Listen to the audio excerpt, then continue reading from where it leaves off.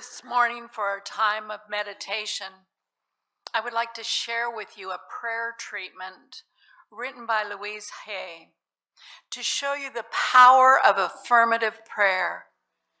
And owning that God is within us is so powerful for our sense of healing, our sense of peace, our sense of love and safety. Let these words wash over you before we sit and just be silent for a while. If a certain word touches your heart, take that word within you and allow it to be a part of your experience of God this morning. In the infinity of life where I am, all is perfect, whole, and complete. And yet life is ever changing. There is no beginning and no end, only a constant cycling and recycling of substance and experiences. Life is never stuck or static or stale, for each moment is ever new and fresh. I am one with the very power that created me, and this power has given me the power to create my own circumstances. I rejoice in the knowledge that I have power of my own mind to use in any way I choose. Every moment of life is a new beginning point as we move from the old. This moment is a new point of beginning for me right here and right now. All is well in my world. Be still and know this truth for yourself.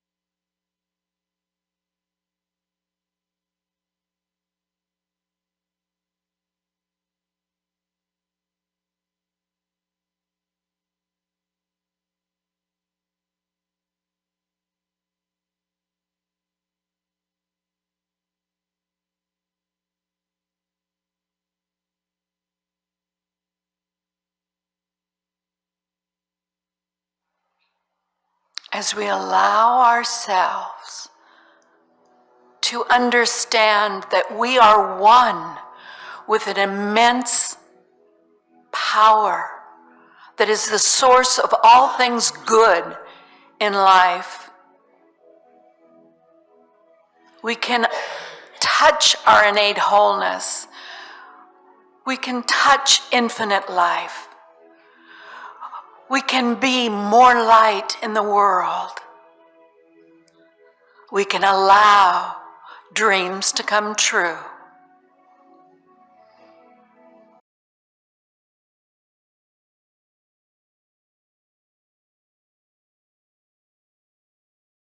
Don't lose our uniqueness when we harmonize with one another. Thank you, Ancestra, for that beautiful demonstration. We are one, no matter what thought, drama, condition is going on in our life, we are one. We are one on a heroic adventure called life.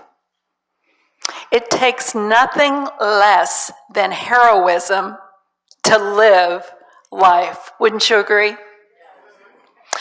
So in this Lenten time, we're fasting from the past and we're preparing ourselves for the spring, the new awakening of something greater within us that is the truth of why we exist.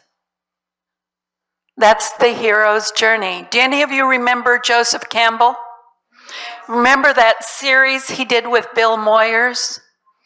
The power of myth, the power of myth, the universal monomyth that keeps us inspired and encouraged to keep on keeping on no matter what's going on inside of us. You know what I mean by that? No matter what. It was interesting. This morning I had a conversation with somebody who shared with me that they have been through a knee replacement. I won't name names, but she said to me, "You told me it wasn't a big deal." And guess what? It is a big deal. What we so like to forget in unity is the suffering that comes with the living life, right?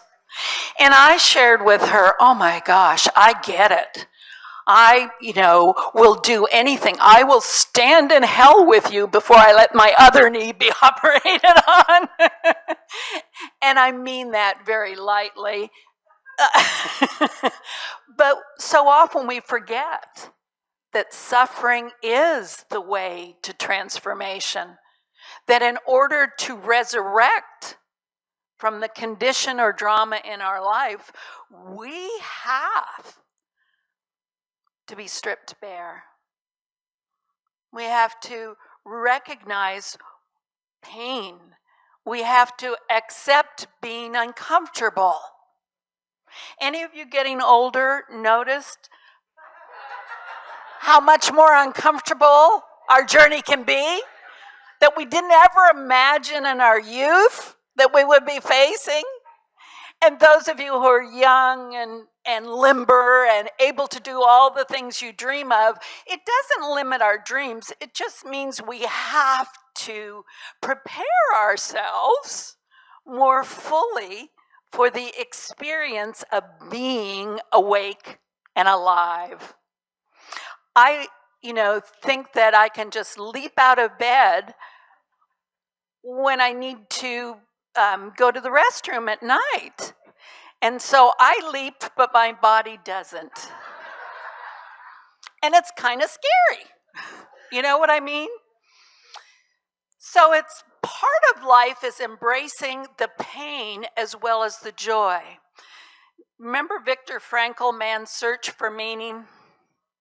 Who said the amount of pain we can endure is an indication of the amount of joy we can experience. And so if we can't allow ourselves to be uncomfortable, then we can't heal. We can't transform. We can't make that valuable difference that we long to make in the world and in our life. Before I go any further, I want to thank the speakers who have spoken this month. It has been, I've watched you online. Ellen, you did a beautiful job. She touched my heart. Didn't she touch yours?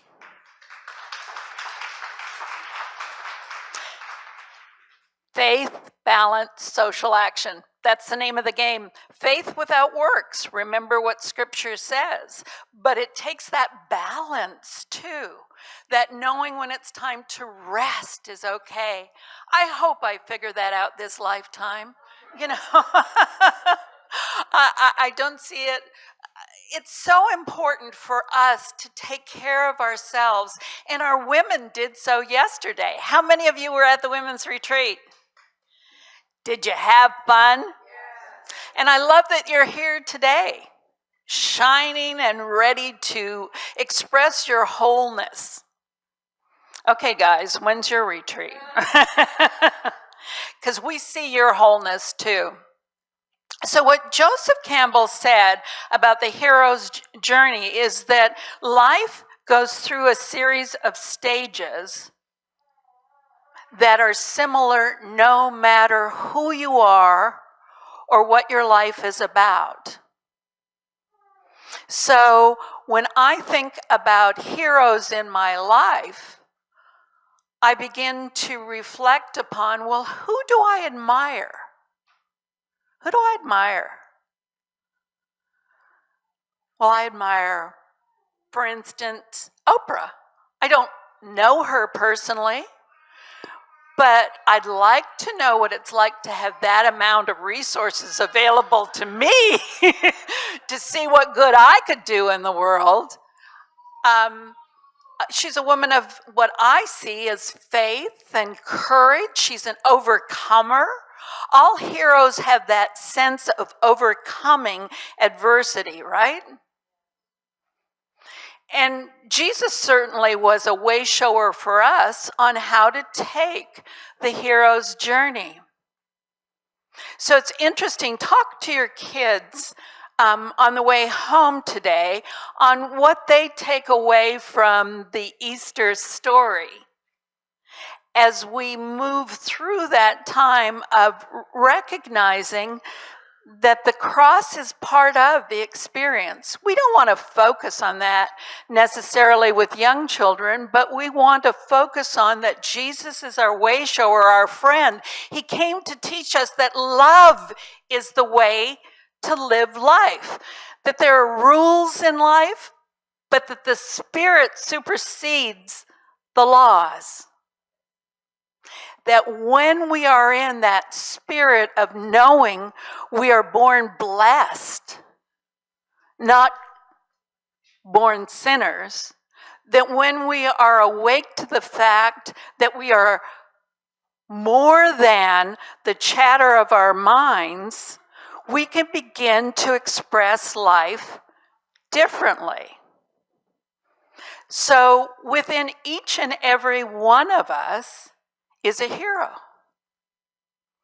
And what we need to remember over and over and over again with each other is that when we focus on that hero within, on the best parts of who we are, and ignore any evidence of anything else, focusing on that best part, we are in the position of making a tremendous difference in life. I love that here in Madison, you're socially aware. I do love that so much because that is what Jesus taught us how to live, is not to beat up the disenfranchised, not to blame people for being victims of life, but to stand with them, to reflect back to them. There's more to life than life happening to you, that you have an innate power, an inexhaustible resource of love and wisdom within you that will carry you through this time. But right now you can't see it, and I get it. And that's okay. Don't give them an affirmation, right? You know, when you're in pain, an affirmation really isn't supportive. It's when you begin to acknowledge and accept the pain that we can open our mind to an affirmation of something greater resonating through us. Do you get it? So I'm not saying don't affirm truth principles, I'm saying don't start there if someone's in pain. If somebody is in a sense of tragedy or severely wounded, telling them there's more to life than what they're going through at this time is not helpful. Tell them where they can go to get money, to pay their bills, to get food, to find housing. Tell them after you show them how to be a heroic support. Tell them then how they have the same power you do. You've got some wonderful examples here in this community. This is a community of a lot of healers. You know, I'm constantly amazed when I see Ari John come in, when he tells me, do you know I used to be in a wheelchair? Not so much anymore, right? So what he has learned is the power of prayer to heal life circumstances, but step by step, we have to move through the discomfort of our past. That's what the cross, the crucifixion is all about. So, you know, now we're on this heroic journey of attracting a new minister to this community. Are you having fun?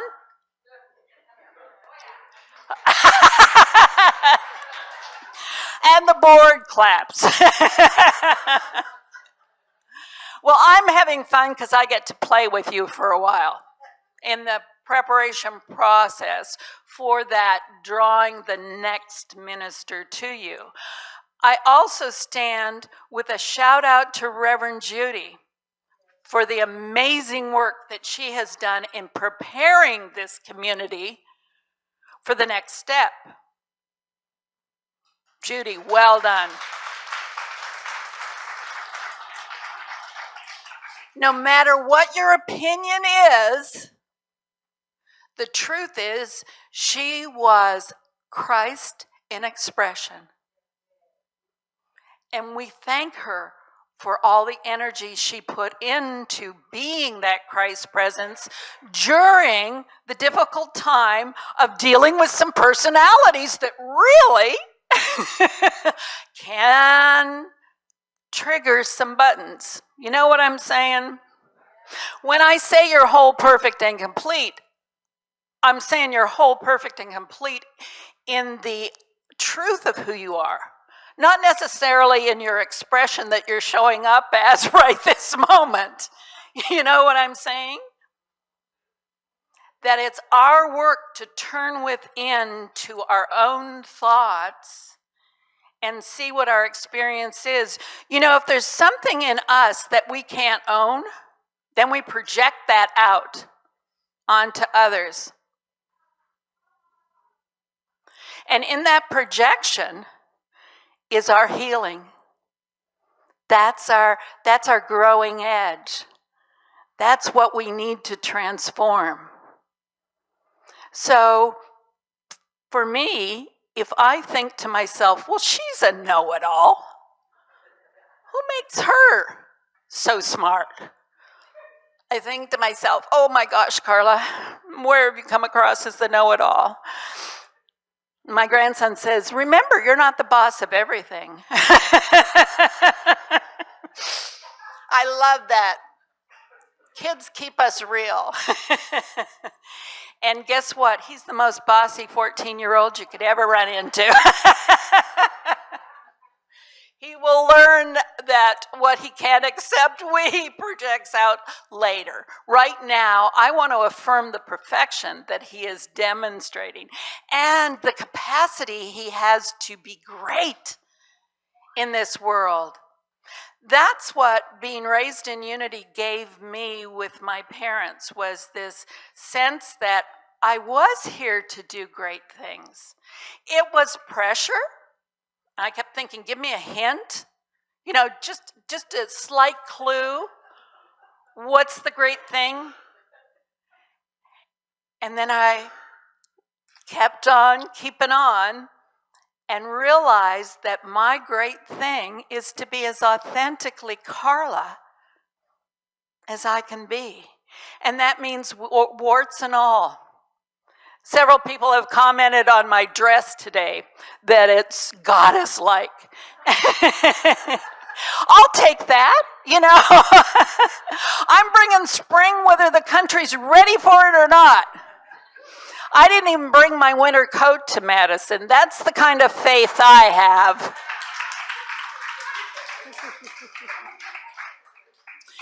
And then I realized I left the keys to the office in the church in my winter coat. Oh well, another lesson to learn, because that's our hero's journey. Our journey is to be uncomfortable, to enter into new territory, to answer the call to adventure, to follow our bliss. Well, what the heck is my bliss? Well, that's yours to figure out. But what we're going to figure out next week, next Saturday, oh, you guys, I know you're looking forward to this, is we're going to gather together and figure out our why. What's our purpose here at Unity of Madison? When we get clear about why we're here and what is our gift to give, then the magnetic field of resonance starts to work, and those resumes will start pouring in. But we still have work to do. It's not about, well, what do you want your next minister to be like? Remember what I said? You have to be what you're looking for in the next minister. And who are you right now? Well, what's your view of the past minister? And that shows you some of the work that needs to be done. So next Saturday, and I know the board is doing backflips over this, another day of being in the church, but we're going to have fun uncovering what our purpose is. Do you know what your purpose is?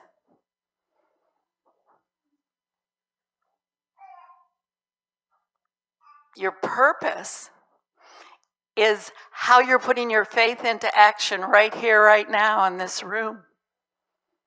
Your purpose is the hope that you hold for the world and the healing that this planet is requiring.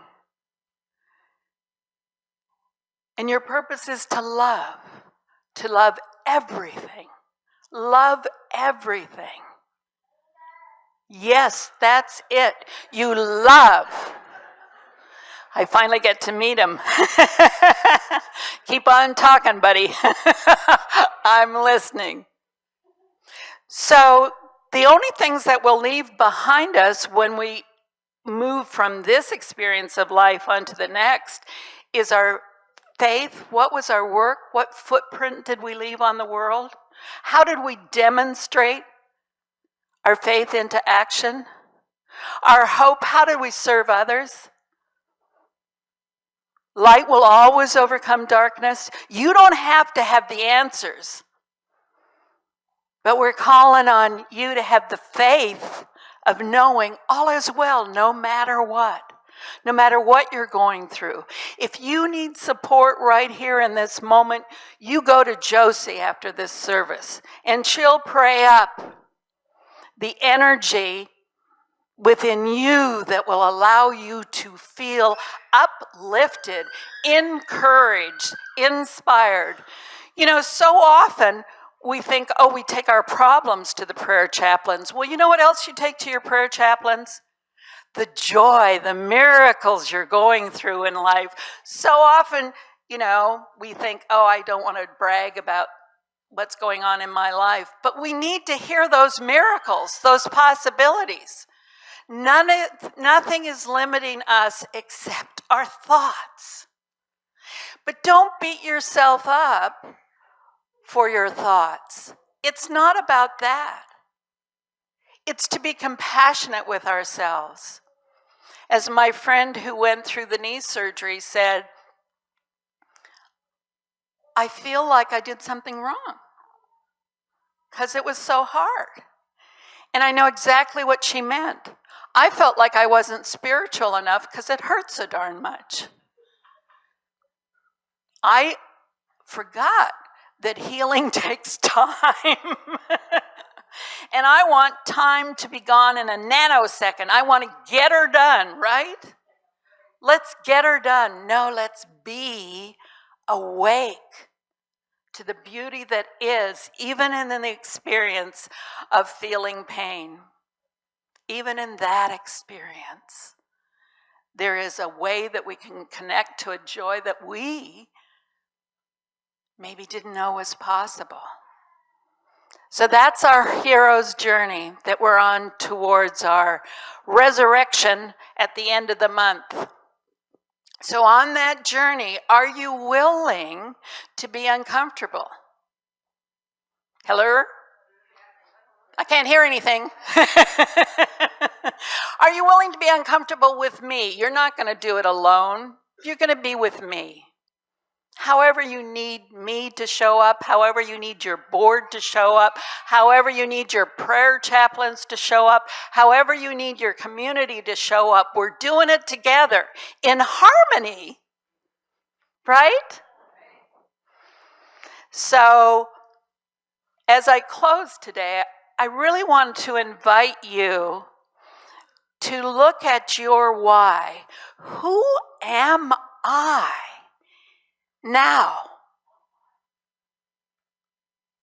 Who am I now? I'm not my mistakes. I'm not my past. I'm more than that. There's a part of me that longs to be demonstrated, even though blankety, blankety, blankety, blank, right? Even though, no matter what, I am willing to be authentic, to be vulnerable,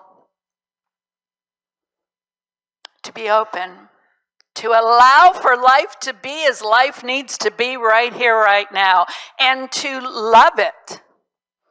So I hope you'll join with me next Saturday at 9 in the morning. And the more open and receptive we are, the Spirit of the living God will get done what needs to be done before we move forward with the next step of unveiling. Your new minister is already there. You're already prepared. It's just opening that field of possibility again and saying, yes. So give up your thoughts of what the person looks like. Give up your thoughts about how long this process takes. Give up your thoughts about how many resumes you need to go over before you choose it. Just trust. Just trust that Spirit is at work. It's already done, and you'll know it when you hear it. Be blessed, my friends.